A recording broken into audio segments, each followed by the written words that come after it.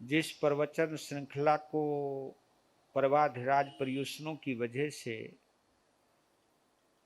विराम दे दिया था 9 दिनों के लिए, आज उसका पुनः प्रारंभ कर रहा हूं।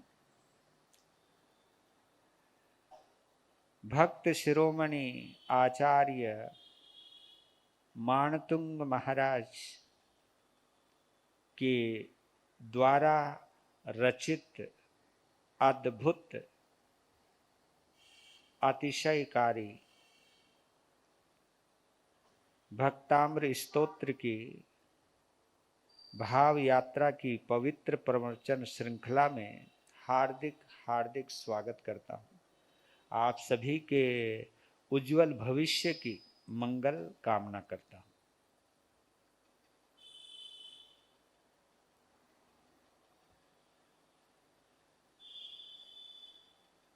हम सभी, चाहे जो इस आंगन में बैठे हैं या अपने अपने आंगन में बैठकर ऑनलाइन सिस्टम से जुड़े हैं,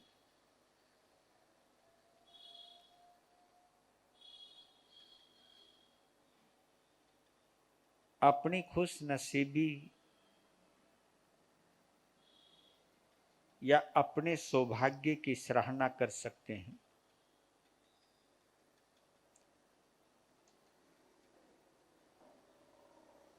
कि भक्त शिरोमणि आचार्य माणतुंग के द्वारा प्रवाहित भक्ति गंगा में हम सभी को डुबकी लगाने का सौभाग्य प्राप्त हुआ है।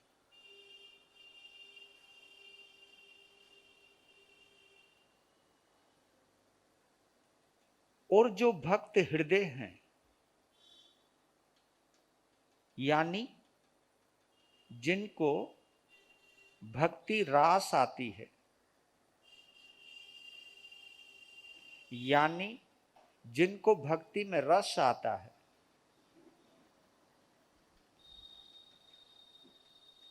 उनके लिए ये पल बहुत ही आह्लादकारी होते हैं।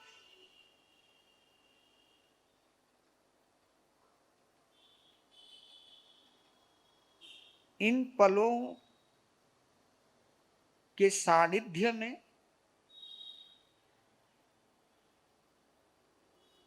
अपने आराध्य का अगर हम कुछ भी किंचित भी अनुभव कर पाते हैं,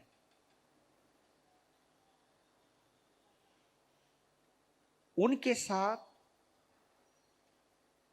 अपना आत्मीय संबंध स्थापित करके जो आनंद की अनुभूति करते हैं, उस आनंद को देवलोक का इंद्र भी अपनी अपार संपदा से नहीं खरीद सकता।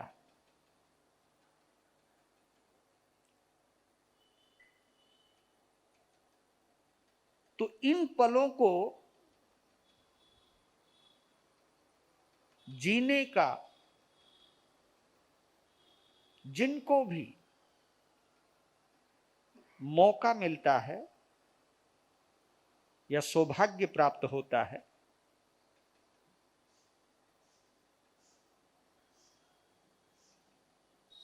तो भक्त आत्माओं की दृष्टि में वो परम सौभाग्यशाली होते हैं।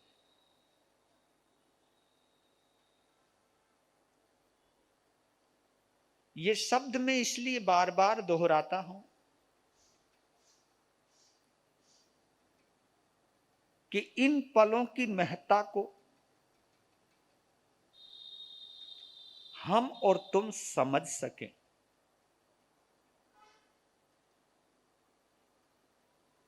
इन पलों का महत्व जो जितनी गहराई से समझता जाएगा, वह उतना ही इन पलों से और परमात्मा से जुड़ता जाएगा। और ये जुड़ाव हमारी जीवन की असली और सच्ची संपदा है। यही असली संपत्ति है, यही असली दौलत है। और इस दौलत से जो दौलतमंद है,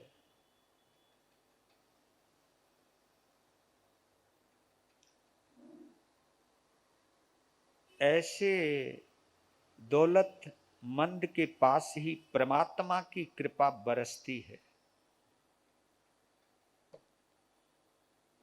और जो जो भी इस बरसात को अनुभव कर पाते हैं, उनके सौभाग्य को मैं नमन करता हूं। उन सौभाग्यशालियों में आचार्य मानतुंग हुए हैं,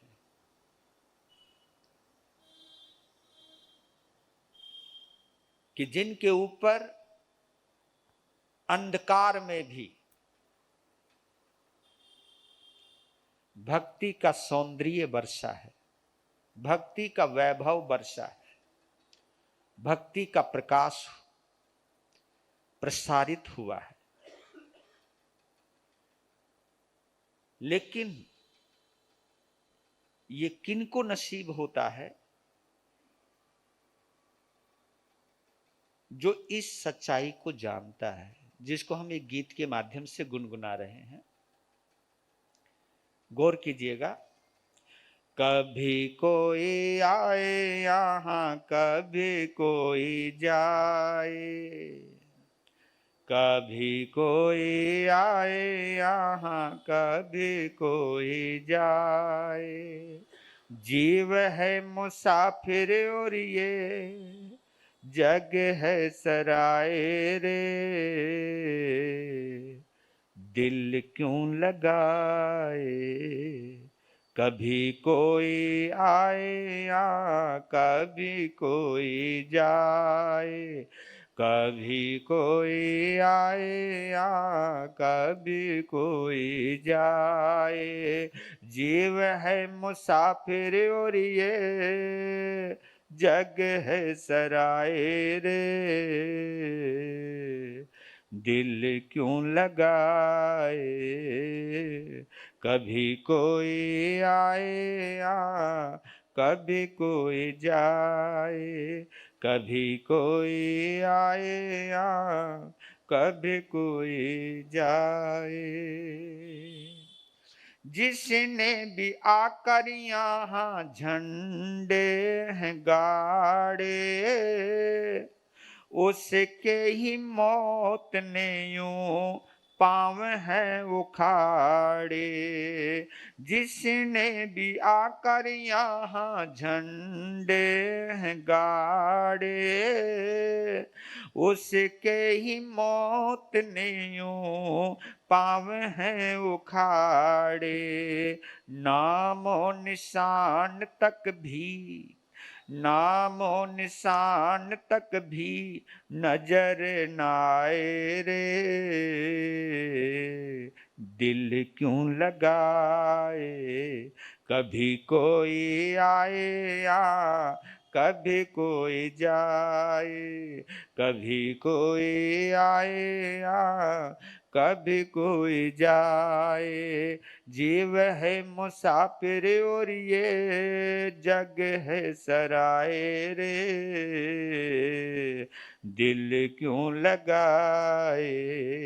कभी कोई आए यहाँ कभी कोई जाए, कभी कोई आए यहाँ कभी कोई जाए। इतनी है प्यारे तेरी जीवन कहानी, बचपन सवेरा और दोपहर है जवानी। इतनी है प्यारे तेरी जीवन कहानी, बचपन सवेरा और दोपहर है जवानी, शाम है बुढ़ापा मानो, शाम है बुढ़ापा मानो, ढलते हैं साए रे, दिल क्यों लगाए, कभी कोई आए या कभी कोई जाए, कभी कोई आए या कभी कोई जाए, जीव है मुसाफिर और ये जग है सराय रे, दिल क्यों लगाए, कभी कोई आए यहाँ कभी कोई जाए, कभी कोई आए या कभी कोई जाए। गौर कीजिएगा, दादा का मकान बना पोता निगहवान है, वह भी बेचारा चंद रोज का मेहमान है। दादा का मकान बना पोता निगहवान है, वह भी बेचारा चंद रोज का मेहमान है। पोते का भी पोता आगे, पोते का भी पोता आगे, मालिक कहाए रे, दिल क्यों लगाए, कभी कोई आए या कभी कोई जाए, कभी कोई आए या कभी कोई जाए, जीव है मुसाफिर और ये जग है सराय रे, दिल क्यों लगाए, कभी कोई आए या कभी कोई जाए, कभी कोई आए या कभी कोई जाए। तो क्या करना चाहिए? उनके ही नाम आज दुनिया में छाए हैं, नेकी के महल जिन लोगों ने बनाए हैं, उनके ही नाम आज दुनिया में छाए हैं, नेकी के महल जिन लोगों ने बनाए हैं। नत्था सिंह उनने के ही, नत्था सिंह उनने के ही जहान गुण गाए रे, दिल क्यों लगाए, कभी कोई आए या कभी कोई जाए, कभी कोई आए या कभी कोई जाए, जीव है मुसाफिर और ये जग है सराय रे, दिल क्यों लगाए, कभी कोई आए या कभी कोई जाए, कभी कोई आए या कभी कोई जाए।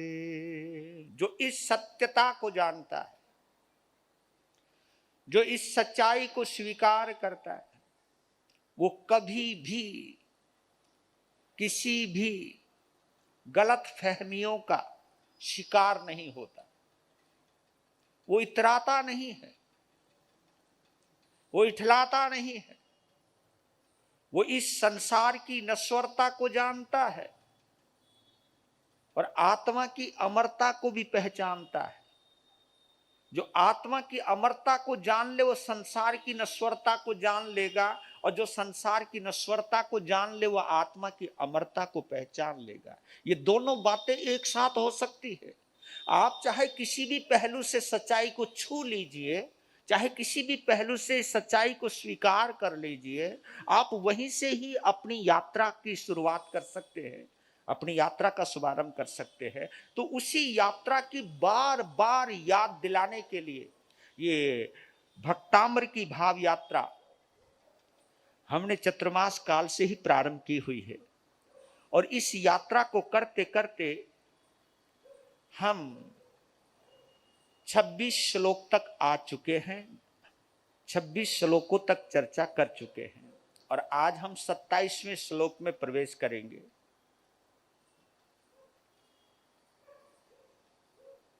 पहले हम इसका उच्चारण कर लेते हैं। अद्भुत है श्लोक आज का 27वां। को विस्मयोत्र यदि नाम गुणैर्शेषैः त्वं संसृतो निरवकाशतया मुनीश दोषै रूपात विबुधा श्रय जात गर्वहि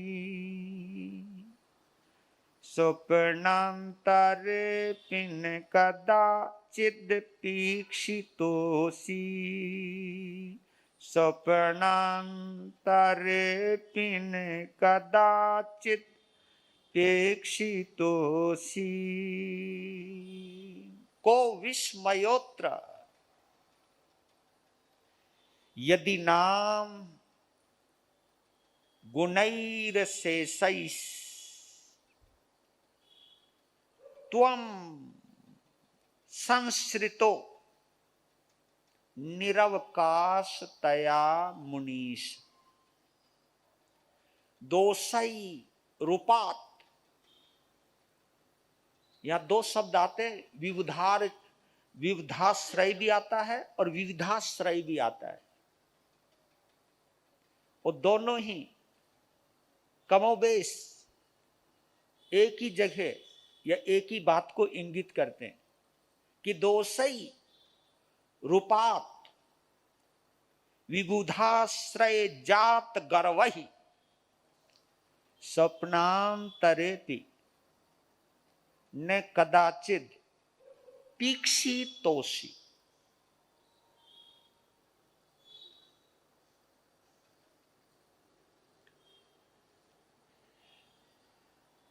निरवकाशतया मुनीश।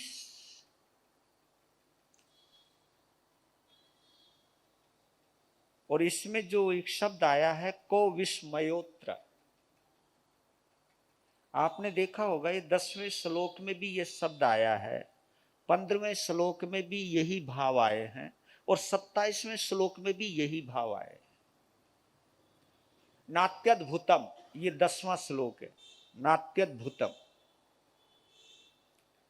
चित्र किमत्र यदिते त्रिदशांग नाभिर। चित्र किमत्र एक ये भी शब्द उसी से मिलता है नात्यद्भुतम से।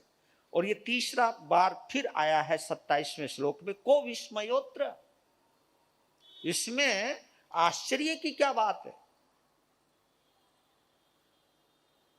चित्र किमत्र वो भी यही है, इसमें चित्रित होने की, इसमें विस्मित होने की क्या बात है?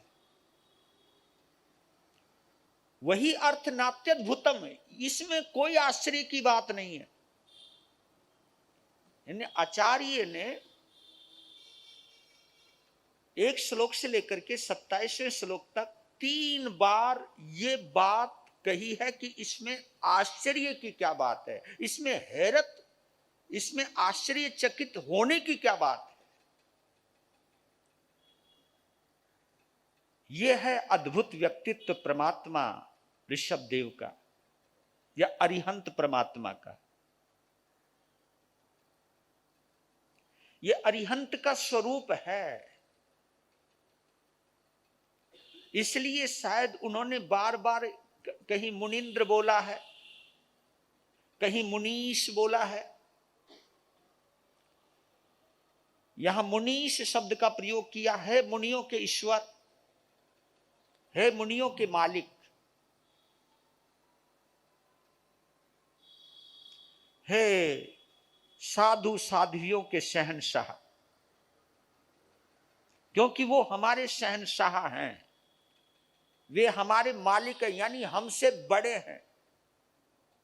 और एक ही आधार पर, और वो आधार यहां परिलक्षित हो रहा है, वो आधार यहां स्पष्टतः साबित भी हो रहा है क्योंकि वो अरिहंत हैं। अरिहंत यानी वीतरागी है। वीतरागी का मतलब वो दोष रहित हैं। वीतरागी का मतलब होता है दोष रहित, द्वेष रहित, राग रहित। क्योंकि दोष वहीं आएंगे जहां द्वेष होगा। जहां द्वेष, द्वेष यानी नफरत, जैलसी, ईर्ष्या, अभिमान, क्रोध, मान, माया, लोभ, दोष वहीं आते हैं जहां द्वेष होता है, और द्वेष वहीं आता है जहां राग होता है। और जबकि वो वीतराग है, वो अरिहंत हैं। अरिहंत का एक मतलब होता है जिसका कोई शत्रु ही नहीं है। पहला अर्थ तो ये मोटा सा अर्थ है। वैसे तो इसका मोटा अर्थ कहते हैं शत्रुओं का हनन करने वाला, लेकिन मैं इस शब्द को इस ढंग से लूं तो ज्यादा अच्छा है कि जिसका कोई शत्रु ही नहीं है। ये ज्यादा अच्छा है, क्योंकि मारना शब्द जरा अच्छा नहीं लग रहा है। ये अच्छा शब्द है अरिहंत का, जिसका कोई शत्रु ही नहीं है। इसका दूसरा अर्थ यह होता है वो किसी को अपना शत्रु मानते ही नहीं है। ये व्यवहार की दृष्टि से बोल रहा हूं। उनमें अनंत मैत्री भाव है, और मैत्री भाव समस्त गुणों को संग्रहित कर देता है।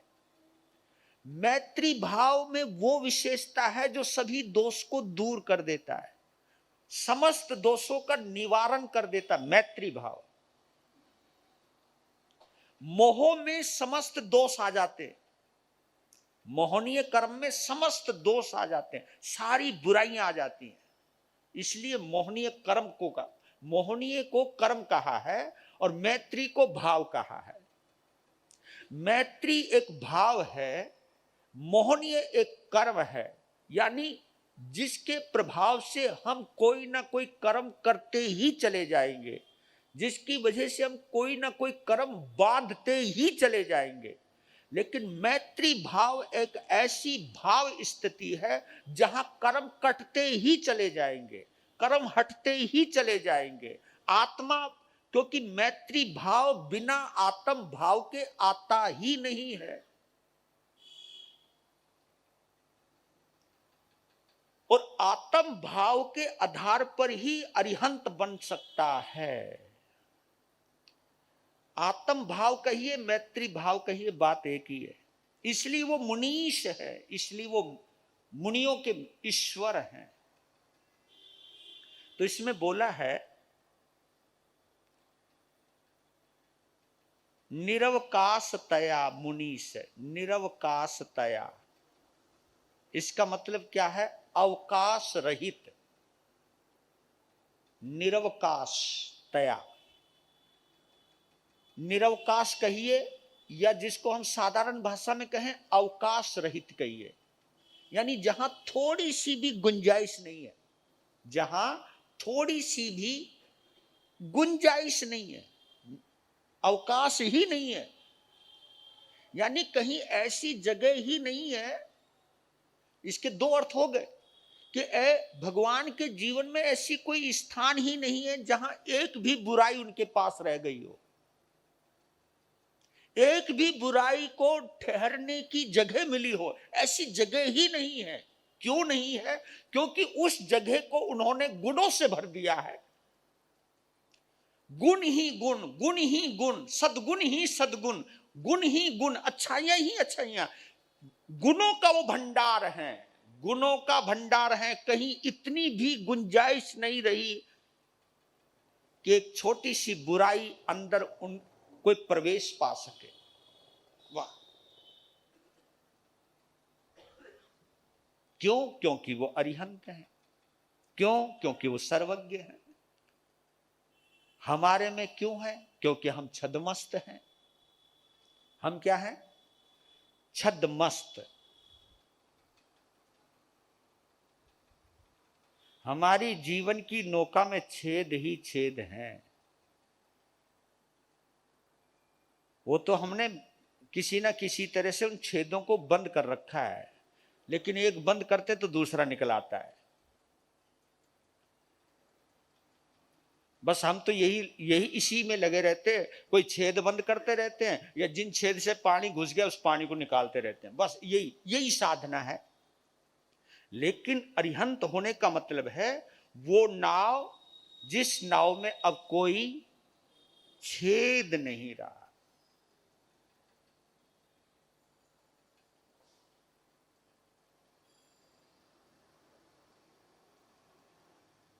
तो कितनी भाव स्थिति को प्राप्त हुए हैं वो। तो वो बोल रहे हैं कि हे मुनियों के ईश्वर, यदि आप में अवकाश रहित यानी ठसा ठस गुण ही अशेष ही, गुण ही बहुवचन है, गुण गुणों ही गुण और अशेष अशेष, ये शब्द बड़ा अच्छा है। एक होता शेष, शेषकल, शेषकल, शेष यानी बचा हुआ हिस्सा है ना, उसको उसको हम कहते हैं शेष। भाई अभी शेष बाकी है, अभी है कुछ जाए। लेकिन जहां आ जाता शब्द अशेष, अशेष यानी समस्त, शेष यानी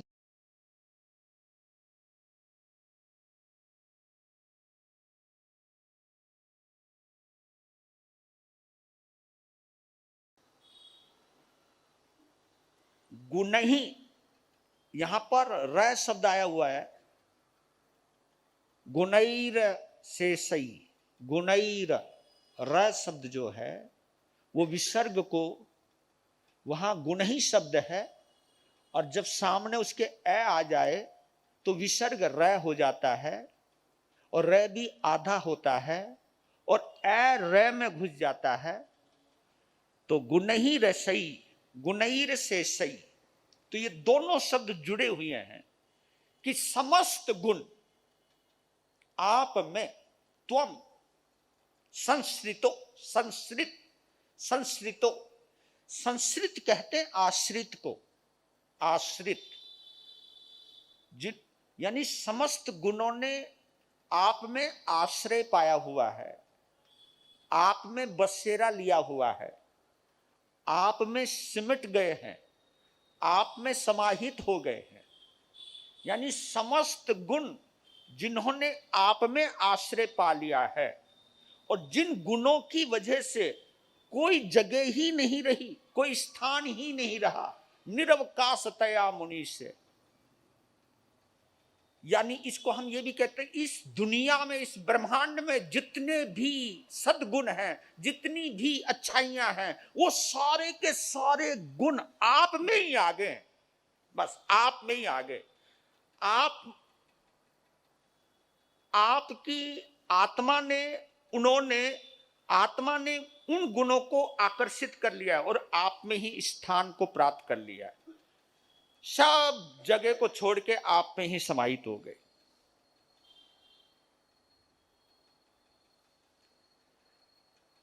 दोषई रूपात विविधाश्रय जात गर्वई। ये देखिए, ये है, ये शब्द बड़ा अच्छा है।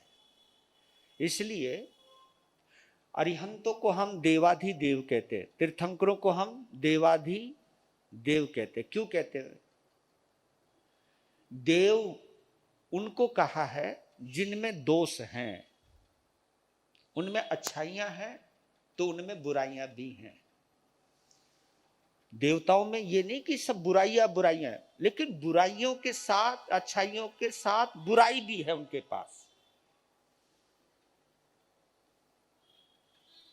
अब यहां विविधाश्रय है, विविधाश्रय, विविध कहते देव को, आश्रय कहते हैं उनका आश्रय लिया हुआ है।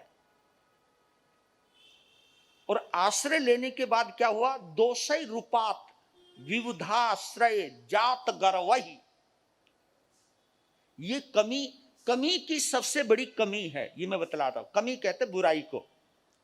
कमी में सबसे बड़ी एक कमी है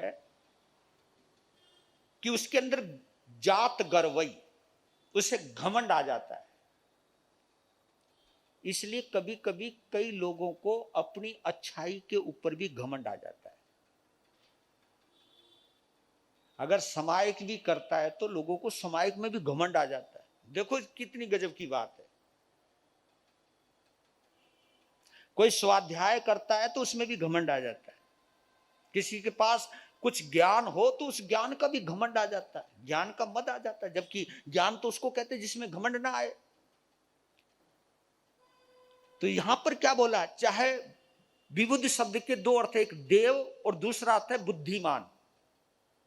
बुद्धिमान भी, बुद्धिमान हम हो सकते हैं। मनुष्य बुद्धिमान होता है, देवता विबुद्ध होता है। वो क्योंकि देवता का ज्ञान इंसान से ऊपर है, इसलिए उसको विबुद्ध कहा है, और बुद्धिमान इंसान को कहा है। तो एक विबुद्ध है और एक बुद्धिमान है।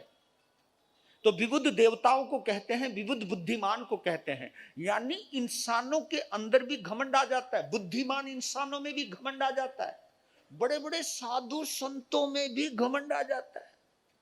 जिन्होंने घर छोड़ दिया, बार छोड़ दिया, परिवार छोड़ दिया, त्याग भी बहुत है, लेकिन उसके बावजूद भी बताओ, हम लोगों में क्रोध, मान, माया, लोभ, जबकि हमें आगमों का भी ज्ञान है, शास्त्रों का भी ध्यान है, आगम पाठी हैं हम, आगमों को पढ़ते हैं, आगमों का ज्ञान हमारे अंदर बसा हुआ है, यदि कंठस्थ है, याद है, लेकिन उसके बावजूद भी हमारे में घमंड है। यहां दो तीन बातें बड़ी समझने वाली हैं।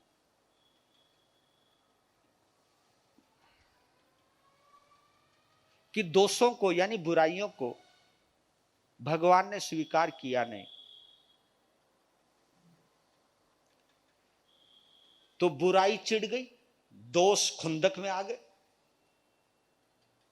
तो अपनी खुंदक मालूम है कैसे मिटाई उन्होंने? कहा कि क्या समझते हो तुम, हाँ क्या समझते हो तुम?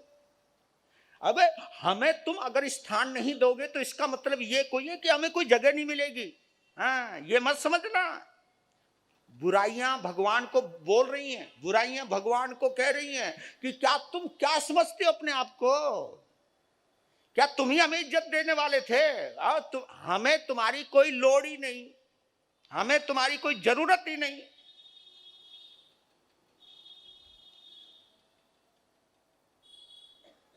हमारा अपमान होता है तुम्हारे पास, क्योंकि आप हमारी तरफ देखते तक नहीं। पसंद तो करना बहुत दूर की बात है, पसंद तो करना बहुत दूर की बात, आप हमें देखते तक नहीं। हमें अपमान होता है, हमारी भी तो कोई इज्जत है। पर बार बार तुम्हारे पास आकर के जलील होने से अच्छा तो यह है, क्या तुम समझते हो कि तुम्हारे अलावा कोई दुनिया में हमें स्वीकार करने वाला नहीं? बहुत सारे, तुम तो अकेले हो। क्या बात है, तुम तो अकेले हो, हमें चाहने वाले असंख्य हैं। देवता देवता देवता भी हमारी इज्जत करते हैं, और हम तो वहीं जाएंगे जहां हमारी इज्जत होगी। हम वहां झक मराने क्यों जाए जहां हमारी कोई एक कोड़ी की इज्जत नहीं। और ये भी समझ लो कि ये मत समझना कि तुम्हारे बिना हमारा काम नहीं चलेगा, हमें तुम्हारी लोड़ ही नहीं। ये ताना भी मारा जा रहा है और अपनी खुंदक भी बताई जा रही है। खुंदक भी ये बेचारों की अपनी खुंदक ये दर्शा रहे हैं। पर लेकिन क्योंकि जो जितना खुंदकबाज होता है ना, वो उतना ही बड़बोला होता है, वो उतना ही बोलता है, उतना ही कहता है। तो बोल रहे दोषई यानी दुनिया की बुराइयां, दोषही उपात, दोषई रूपात है ना, रूपात, यहां पर भी विसर्ग को रे हुआ है, दोषई रूपात।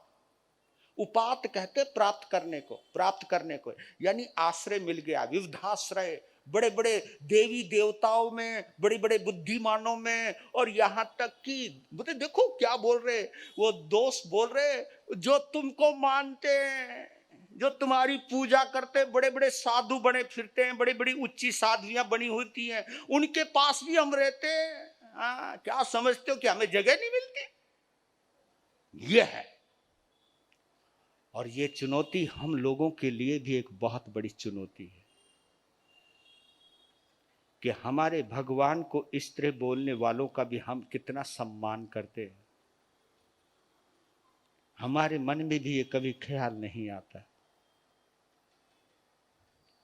कि जिन बुराइयों की तरफ भगवान ने देखा नहीं, हम उन बुराइयों को अपने अंदर समेट करके रखते हैं, सहेज करके रखते हैं, ऐसे रखते जैसे कोई दौलत है हमारी।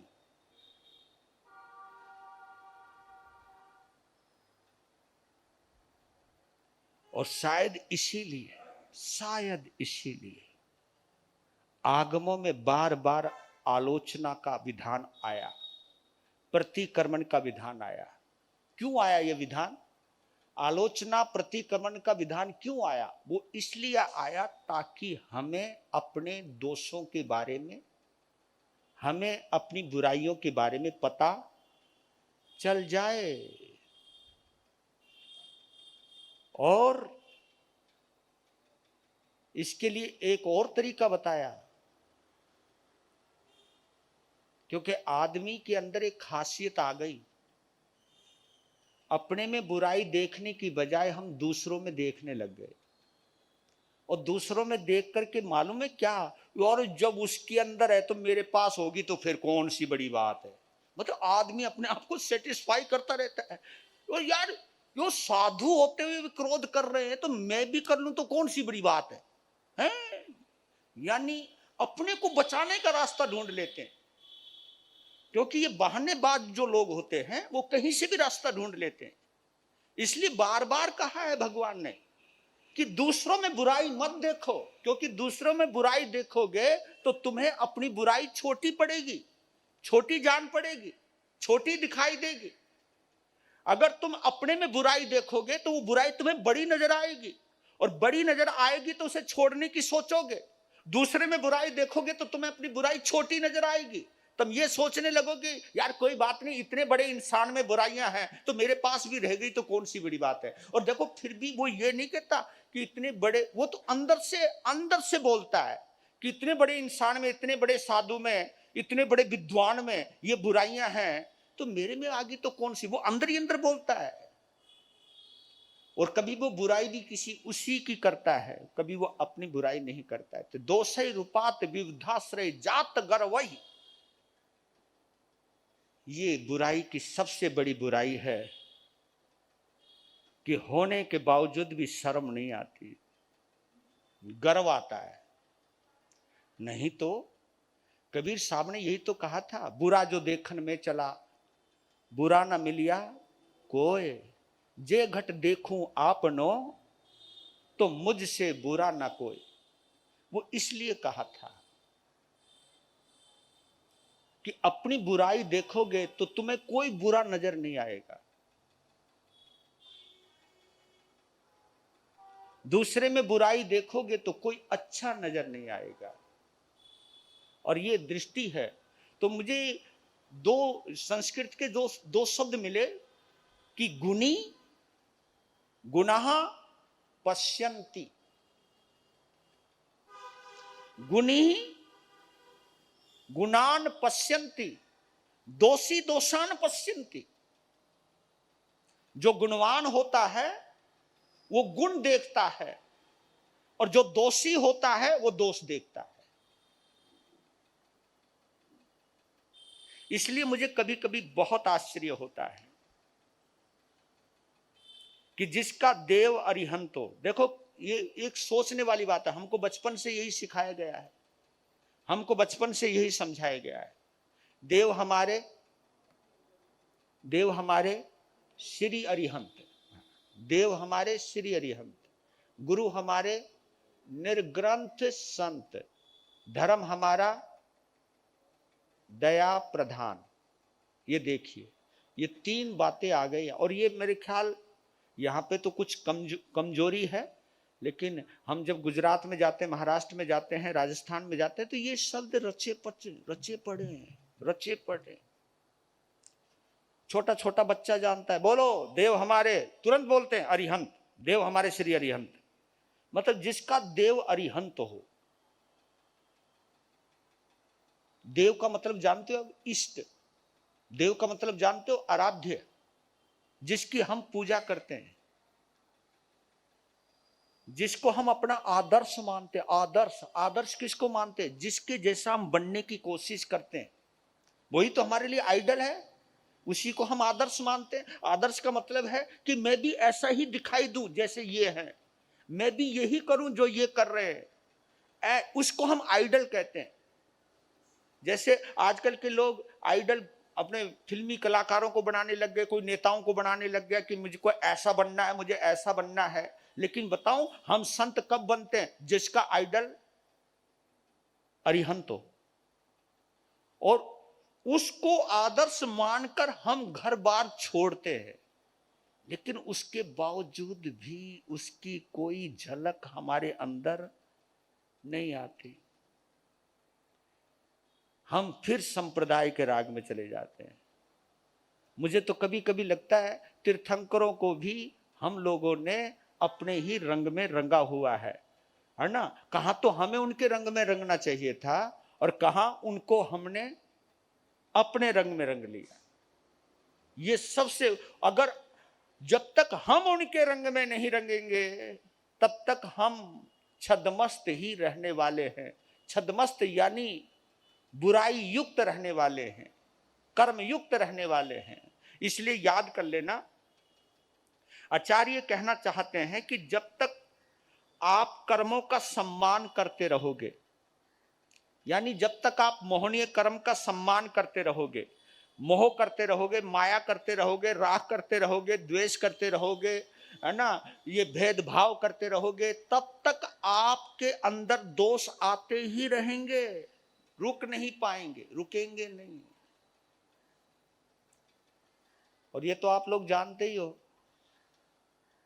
कि झोपड़ी में कौन जावे, है ना। किसी का भाई बहन भी गरीब हो तो कोई उसके घर जाता ही नहीं। क्यों नहीं जाते? कुछ मिलना तो है नहीं, खाने को भी ढंग से मिलेगा नहीं। तो चोर किसके यहां जाते बताना जरा? चोर किसके, किसी झोपड़ी के घर, किसी झोपड़ी में चोरी करने जाते कोई चोर? जिसके कपड़े नहीं है बदन पे, उसकी जेब काटेंगे कोई? बोलो ना। अब जब हमारे कपड़ों में जेब नहीं, इसलिए हमारी जेब कटती नहीं। जेब तो उसकी कटेगी ना जिसके, ये तो आप भी मानो, जेब तो उसकी कटेगी जिसके जेब हो। हमारे तो जेब ही नहीं, तो जेब कैसे कटेगी? और दिगंबर मुनि तो और भी आ गए, उनके यहां तो कोई कपड़ा ही नहीं, तो जेब कहां से कटेगी? तो चोर भी साहूकारों के घर जाते हैं। और ये जितनी भी बुराइयां हैं ना, ये छद्मस्तों के पास आती हैं। छद्मस्त यानी हम उनके लिए अमीर हैं, हम उनके लिए अमीर हैं। अरिहंत होने का मतलब है जो निर्विकार हो चुका है संसार की दृष्टि से। संसार की दृष्टि से जो सबसे गरीब है, दरिद्र है, जहां संसार की कोई संभावना ही नहीं है, जहां संसार को पाने की कोई संभावना नहीं है। संसार की दृष्टि से बोल रहा हूं मैं, आध्यात्मिक दृष्टि से नहीं बोल रहा हूं। आध्यात्मिक दृष्टि से वो दुनिया का सबसे बड़े धनवान है भगवान हमारे, लेकिन संसार की दृष्टि से सबसे गरीब है। उनके पास कोई नहीं जाता, जो संसारिक इच्छाओं को रखने वाला कोई नहीं जाएगा, कोई बुराई नहीं जाएगी उनके पास। बुराइयां उन्हें पसंद ही नहीं कर सकती है, क्योंकि बुराई की तरफ वो देखते ही नहीं। और क्योंकि आप ये देखिए, जिस घर में आप जाओ और वहां के लोग मेहमान को देखकर अनदेखा करें, कोई उनको पानी भी ना पूछे, जिसको एक छोटी सी भाषा बोले, किसी की जात भी ना पूछे, बताओ जाओगे तुम उसके घर? तो यही तो काम कर रहे हैं, यही तो बेचारे खुंदक निकाल रहे हैं, बुराइयां। आप लोग हमारे लिए भी तो बोल देते हो, ले महाराज जी तो इस्माइल भी पास नहीं की, इस्माइल पास करनी पड़ती है तुम्हारे लिए हमको। हाँ, देखना पड़ता, मुस्कुराना भी पड़ता है, हंसना भी पड़ता है, हाथ भी फेरना पड़ता, चाहे हाथ में दर्द भी क्यों ना हो। मगर कोई बात नहीं, इसका दर्द दूर करो पहले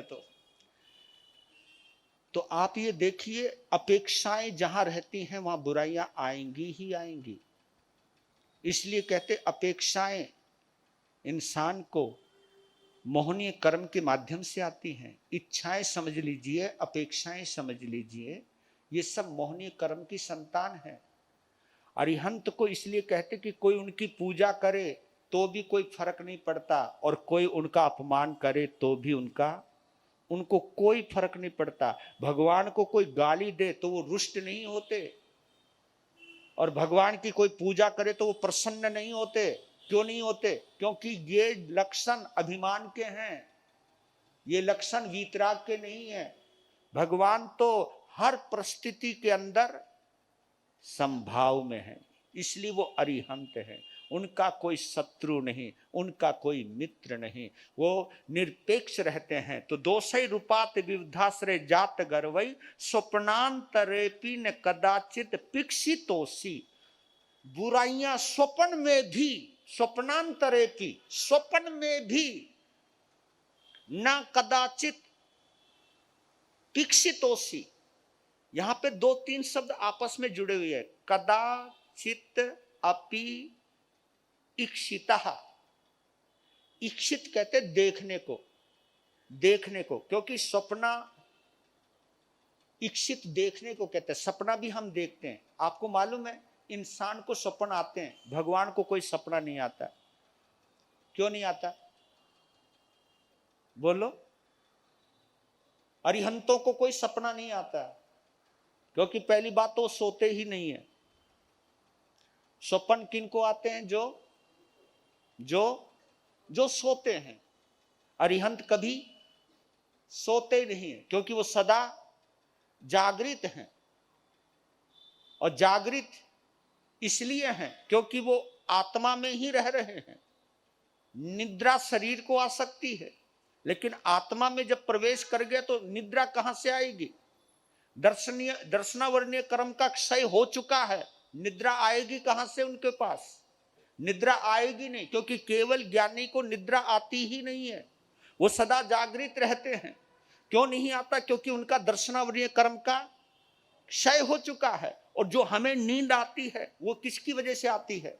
दर्शनावर्णीय कर्म की वजह से आती है। क्योंकि आदमी सोता सोता ऊँघने लग जाए, आंख मिचने लग जाए, अंतराय कर्म भी आ गया, दर्शनावर्ण्य कर्म भी आ गया। इसमें मोहनीय कर्म की बहुत बड़ी भूमिका रहती है, बहुत बड़ी भूमिका रहती है।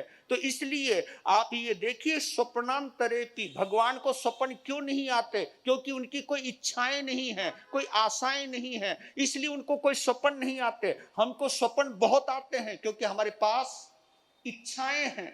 संतों को भी सपने आने लग जाते हैं, हमको भी। जबकि जिनको ज्यादा सपने आते हैं, ये बात पक्की है कि उसके अंदर इच्छाओं का संसार बहुत बड़ा है।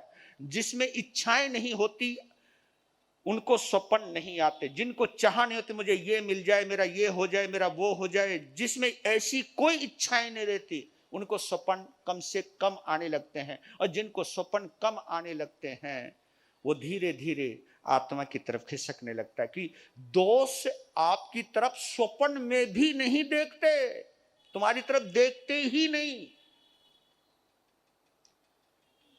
आचार्य मानतों को मैं नमन करता हूं कि भगवान के आंतरिक व्यक्तित्व की क्या गजब का रेखा चित्र खींचा है। तो एक बार बोलो, को विस्मयोत्र यदि नाम गुणैर से त्वम संस्कृतो निरवकाशतया मुनीश दोषै रूपात विविधाश्रय जात गर्वहि स्वप्नांतरेपि ने कदाचित पिक्षितोषी। आपकी तरफ बुराई स्वप्न में भी नहीं देखती।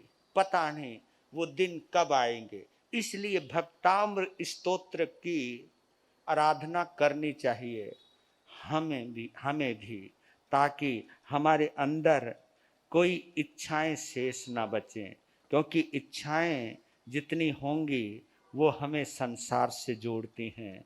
इच्छाएं जिस दिन निकल गई वो हमें परमात्मा से जोड़ती हैं। इच्छाएं हमें स्वार्थी बनाती हैं। जहाँ इच्छाएं कम हो जाती हैं या ख़त्म हो जाती हैं, वहाँ हम अनकंडीशनल हो जाते हैं, हम निस्वार्थी हो जाते हैं। और जहाँ हम निस्वार्थी हो जाएंगे वहीं पर ही परमार्थी हो जाएंगे, और जहाँ हम परमार्थी हो जाएंगे वहीं हम परमात्मा बन जाएंगे। वीर नाम के हीरे मोती, गुरु नाम के हीरे मोती, मैं बिखराऊं गले गले, ले लो रे कोई राम का प्यारा, शोर मचाऊं गली गली। ले लो रे कोई गुरु का प्यारा, शोर मचाऊं गली गली। दौलत के दीवानों सुन लो, एक दिन ऐसा आएगा, धन दौलत और महल खजाना यहीं पड़ा रह जाएगा।